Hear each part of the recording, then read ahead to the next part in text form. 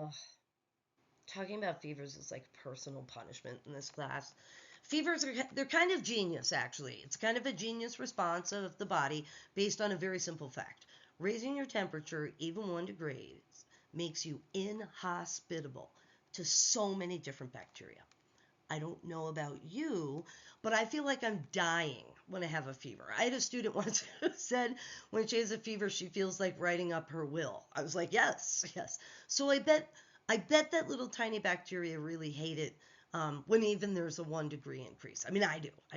What sparks a fever in the first place are proteins that are called pyrogens that are secreted by white blood cells. They find a pathogen or an invader and they're like, whoa, I don't know what this is. And they start to secrete these pyrogens. And pyrogens, they circulate to the hypothalamus. And they say to the hypothalamus, hey, there's something in the body that we're having trouble eradicating. Could you just raise the basal body temperature a little bit? And a fever, at first, it starts out like positive feedback. And this is what is called onset, where the fever is progressively getting worse and worse and worse as time goes on. However, there's kind of like a plateauing of it, which is this phase of a fever that is called the stadium phase. So this is onset. This is stadium right here, right? And you don't really just hold a body temperature at stadium. You kind of like fluctuate around it as your body tries to regulate for homeostasis. At some point, though, at some point, your white blood cells really start to overcome that invader, and your hypothalamus stops getting so many of those pyrogens floating around. And your body temperature starts to lower again. And this is what is called defervescence. So, this is why this is like a personal thing for me. After my first back surgery, I ran a fever for 2.5 years. It was awful. I went through onset every morning, stadium throughout the day, and defervescence only when I came home at night and relaxed.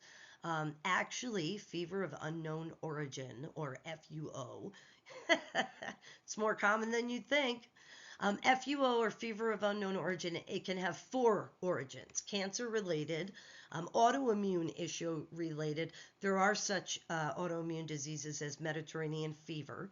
You can also be infectious disease related. And then my last and favorite category of the acknowledged fourth category of fever of unknown origin is unknown. It's just great. So I found a lot of statistics saying that people in the unknown category, like myself, they usually just stop obtaining medical assistance out of frustration. And that's certainly what I did for a while until I started to pursue some people that gave me better health care, not only to deal with the fever, but to try to find what it was. Because you know what? You shouldn't be running a fever every day for 2.5 years. At least that's my personal opinion.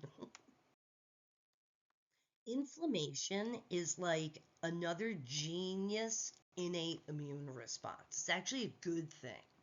There are 3 cardinal signs of inflammation: redness, swelling, and heat. And those are signs because a medical professional would be able to confirm them on the patient. But there's one symptom associated with inflammation, which is pain.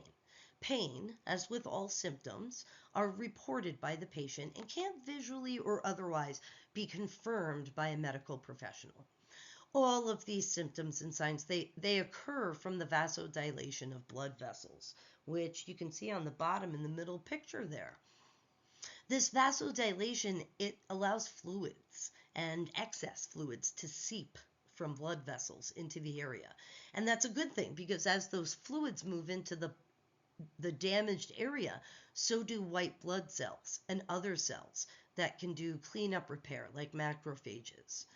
In the excess fluid also causes the swelling of the area, right? Just more fluid, more white blood cells, and the activity of the white blood cells.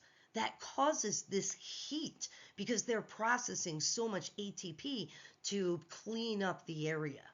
The vasodilation itself of the blood capillary also causes the redness. So inflammation, it's not only about gobbling up the pathogen, it's also about initiating tissue repair once the pathogen is cleared. And this is why some white blood cells, they secrete cytokines, but they also secrete growth factors. And that's what goes to encourage the cleanup and repair.